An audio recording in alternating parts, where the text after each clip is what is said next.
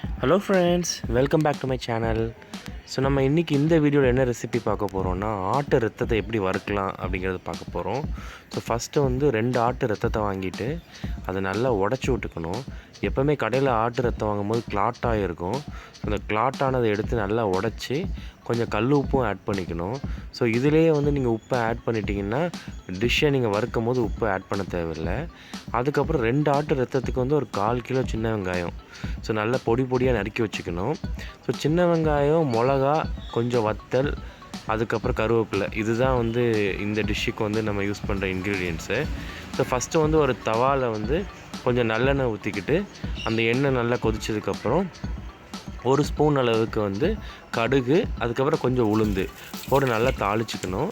அதுக்கப்புறம் தேவைன்னா வந்து கொஞ்சம் கருவேப்பிலை முதல்ல ஆட் பண்ணிக்கலாம். ஸோ இது தாளித்ததுக்கப்புறம் என்ன பண்ணணுன்னா, நம்ம கட் பண்ணி வச்சுருக்கிற சின்ன வெங்காயத்தை போட்டு நல்லா வதக்கணும். ஸோ பார்த்திங்கன்னா எண்ணெய் வந்து ரொம்ப கம்மியாக தான் யூஸ் பண்ணியிருப்போம். அதே மாதிரி ஃபினிஷ் பண்ணும்போது வந்து லைட்டாக எண்ணெய் ஆட் பண்ணிக்கலாம். ஸோ வந்து இப்போ வந்து நல்லா தாளிச்சிருச்சு. இப்போ வந்து நம்ம ஆனியன் ஆட் பண்ணிவிட்டு நல்லா பொன்னிறமாக ஆகிற வரைக்கும் வறுக்கணும். ஸோ ஆனியன் வறுக்கும் போது லைட்டாக வந்து சால்ட் ஆட் பண்ணிக்கலாம். ரொம்ப ஓவராகவும் சால்ட் ஆட் பண்ணக்கூடாது. ஸோ சின்ன வெங்காயம் தான் வந்து ரத்த வறுவலுக்கு வந்து நல்லாயிருக்கும். ஸோ பெரிய வெங்காயம் வந்து அந்தளவுக்கு வந்து டேஸ்ட் இருக்காது. ஸோ ஆட்டு ரிலேட்டடாக எது பண்ணாலுமே வந்து சின்ன வெங்காயம் யூஸ் பண்ணால் ரொம்ப நல்லாயிருக்கும் ஃப்ரெண்ட்ஸ் டிஷ்ஷு. இந்த வெங்காயத்தை இப்போ நல்லா வதக்கும்போது லைட்டாக சால்ட் ஆட் பண்ணிக்கலாம். ஸோ கொஞ்சம் வதங்கினதுக்கப்புறம் நம்ம வந்து என்ன பண்ணுவோம்னா, ஆட்டு ரத்தத்தை இதுக்குள்ளே ஊற்றி அதை எல்லாத்தையும் மொத்தமாக போட்டு வதக்குவோம். ஸோ ஆட்டு ரத்தம் கலர் வந்து அப்படியே கருப்பு கலரில் மாற ஆரம்பிக்கும். மாறும்போது வந்து நம்ம வந்து டிஷ்ஷை முடிச்சுக்கலாம்.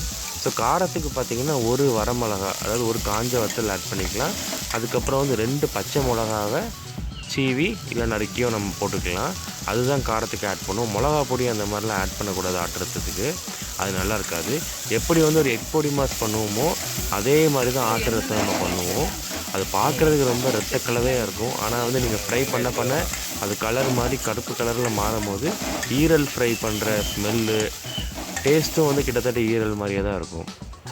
ஸோ இஞ்சி பூண்டு வந்து தேவைன்னா 2 இடித்து உள்ளே போட்டுக்கலாம். அது போடாட்டி ஒன்றும் பிரச்சனை கிடையாது. ஸோ பொதுவாக இஞ்சி பூண்டு போட்டாச்சுன்னா கொஞ்சம் பச்சை வாடையை தூக்கிடும் அந்த பிளட்லேருந்து. ஸோ இப்போ வந்து நம்ம வந்து கொஞ்சம் கருவேப்பிலையும் ஆட் பண்ணிவிட்டு அந்த ரத்தத்தை நம்ம உள்ளே ஊற்றிட வேண்டியதான். ஊற்றிட்டு நல்லா வறுக்கணும் ஃப்ரெண்ட்ஸ். ஸோ ஆட்டு ரத்தம் வந்து காலங்காத்தாலே நீங்கள் போனீங்கன்னா தான் கிடைக்கும். அதே மாதிரி எவ்வளோ சீக்கிரமாக வாங்கி பண்ணுறீங்களோ அவ்வளோ சீக்கிரத்துக்கு நல்லது.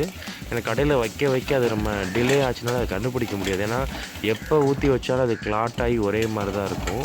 ஸோ அதே மாதிரி நீங்கள் உடச்சிங்கல்ல, ஃபஸ்ட்டு உடச்சி உப்புலாம் போட்டு அதை பிசைஞ்சு வச்சிங்கல்ல, அதை பிசைஞ்சு வச்சு ரொம்ப நேரம் ஆச்சுன்னா திரும்பியும் கிளாட் ஆயிரும். இப்போ நம்ம ரத்தத்தை ஆட் பண்ணியாச்சு.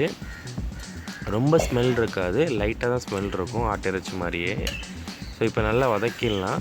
இது அடிப்பிடிக்காமல் வதக்கணும், கருகும் விட்டுறக்கூடாது. மீடியம் ஃப்ளேமில் வச்சு தான் வந்து ஆட்டு ரத்தத்தை வதக்கணும். ஹை ஃப்ளேமில் வச்சிங்கன்னா அது சீக்கிரமாக தீஞ்சிரும். ஸோ மீடியம் ஃப்ளேமில் வச்சு அதை கிண்டிக்கிட்டே இருக்கணும் ஃப்ரெண்ட்ஸ். இதில் ரொம்ப நேரம் கிண்டுறது தான் வந்து மெயின் விஷயமே. அது கிண்ட வந்து அந்த ஹீட்டில் வந்து கலர் மாறிட்டே இருக்கும். ஸோ இது நீங்கள் ஒருக்க ட்ரை பண்ணி பார்த்தீங்கனாலும் நீங்கள் சொல்லிடுவீங்க, இது வந்து எக் பொடி மாஸ் எப்படி பண்ணோமோ அதே மாதிரி தான் இருக்குது அப்படின்ட்டு. ஸோ நல்லா வதக்கணும் ஃப்ரெண்ட்ஸ். ஸோ இன்னொன்று என்னென்னா, ஆட்டில் வந்து எல்லா பகுதியுமே வந்து ரொம்ப சத்தானது. ஆனால் இந்த ஆட்டு ரத்தத்தில் அப்படி ஒன்றும் விசேஷமாக எந்த ஒரு சத்துமே கிடையாது. ஒரு சக்கை தான் இது. ஆனால் இது டேஸ்ட் நல்லாயிருக்கும், அதனால் வந்து சாப்பிடுவாங்க.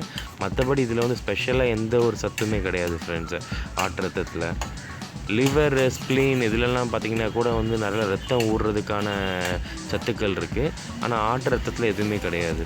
ஸோ நீங்கள் வந்து அது கொஞ்சம் குக் ஆனதுக்கப்புறம் லைட்டாக ஜீரகமும் மிளகுமும் இடித்து அதில் போட்டுட்டு தேவைன்னா ஒரு கறி மசாலா லைட்டாக ஆட் பண்ணிக்கலாம், ஒரு மசாலா ஃப்ளேவருக்கு போட்டு நல்லா மிக்ஸ் பண்ணி இறக்கிட்டிங்கன்னா இந்த ரெசிபி வந்து ரெடி ஆகிடும் ஃப்ரெண்ட்ஸ். இதை சுட சுட சாப்பிட்றதுக்கு தான் நல்லாயிருக்கும்.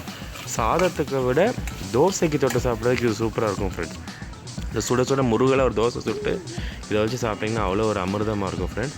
நீங்கள் மறக்காமல் இந்த ரெசிபியை வீட்டில் ட்ரை பண்ணி பாருங்கள். அப்புறம் வந்து ஃபைனலாக வந்து தேங்காய் பூ ஆட் பண்ணிங்கன்னா இன்னும் கொஞ்சம் வாசனையாக டேஸ்ட்டாகவும் இந்த ரெசிபி இருக்கும். தேங்காய் பூ ஆட் பண்ணலனாலும் பிரச்சனை கிடையாது, அது நல்லா தான் இருக்கும் அந்த டிஷ்ஷு. ஓகே ஃப்ரெண்ட்ஸ், என்னோடய வீடியோ உங்களுக்கு பிடிச்சிருந்துச்சின்னா மறக்காமல் என்னோடய சேனலை சப்ஸ்கிரைப் பண்ணுங்கள். உங்கள் ஃப்ரெண்ட்ஸ் அண்ட் ஃபேமிலிக்கு என்னோடய வீடியோ ஷேர் பண்ணுங்கள். மீண்டும் ஒரு ரெசிபியில் நம்ம சந்திக்கலாம். Bye friends, see you all soon.